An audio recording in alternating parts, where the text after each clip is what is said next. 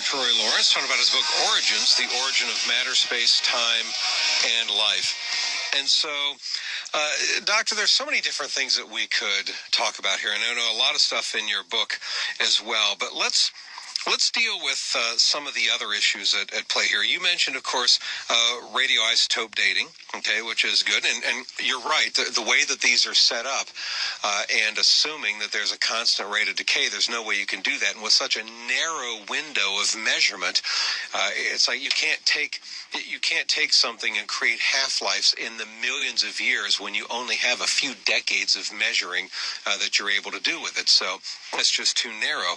There's other types of dating methods as well. I've always argued that one of the best arguments to prove that the Earth cannot be billions of years old is carbon dating. I mean, C14 dating. I'd like the evolutionists to explain to me why dinosaur bones, why coal, why diamonds, why things that are supposedly hundreds of millions of years old still have plenty of measurable C14 left in them when everybody knows that measurable C14 is gonna degrade to nitrogen 14 and not be measurable anymore after 50 to 100,000 years.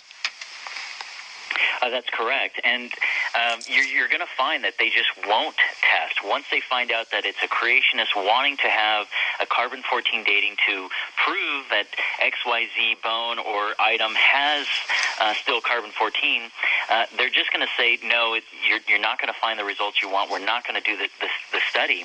But I would approach it also from, in addition to that, on another angle.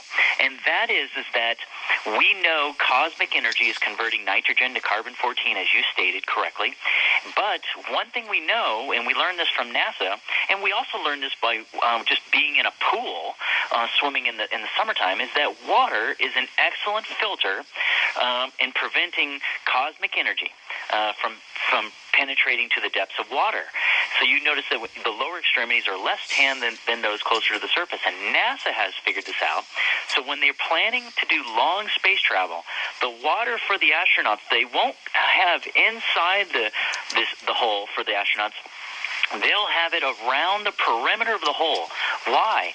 Because water filters and limits the amount of cosmic energy from penetrating. Why is this significant? Well, because cosmic energy converts nitrogen in the atmosphere to C14. Well, on the second day of creation, you have water surrounding the Earth. As a matter of fact, even secularists will say water was once ubiquitous in the galaxies, in the universe. So 2 Peter chapter 3, verse 5 says the earth was made from water and through water. So you have earth being surrounded by water but pressurized because it's a tightly compact universe. And then God expands the universe by natural processes. That's a sudden reduction of pressure. We know by opening any soda bottle or a scuba diver coming up from the ocean depths too fast where their blood boils, not from heat, but from a sudden reduction of pressure. And when you open a soda bottle, you'll see air trapped in solution come out of solution into gas form. That's a process called cavitation. So the water that was surrounding the Earth cavitated with the sudden reduction of pressure from an expanded universe, and that formed our atmosphere on the second day of creation, which meant there was water below that became the seas, lakes, and rivers, and water above the atmosphere called the canopy. This canopy filtered and limited the amount of cosmic energy from penetrating through to the depths of the atmosphere and converting nitrogen to C14. So all evolutionists today will argue that when a creature died antediluvian or ancient times, it died with a full complement of C14. A, that's a leap of faith. There's no way to prove that. B, there's evidence to suggest that the atmosphere had trace amounts of carbon-14 because of the water that once surrounded the atmosphere until the flood.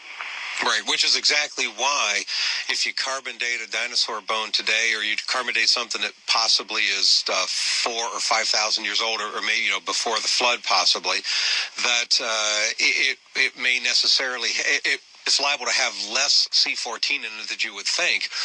It's not because it started with a full complement, but it would have started with less C14 at the beginning. So that's why it can give kind of a false reading of maybe being 10 or 20 or 30,000 years old, possibly according to that dating. But none of that explains for the evolution is how it even has any measurable C14 in it, which should have been lost after 100,000 years, let alone supposedly 65 million. I concede your point fully. All right, let's do this. Hang on just a moment, because our last couple of minutes, I want to talk with you about the flood, the worldwide flood, and what some of the strongest evidence is that there was, in fact, a worldwide flood.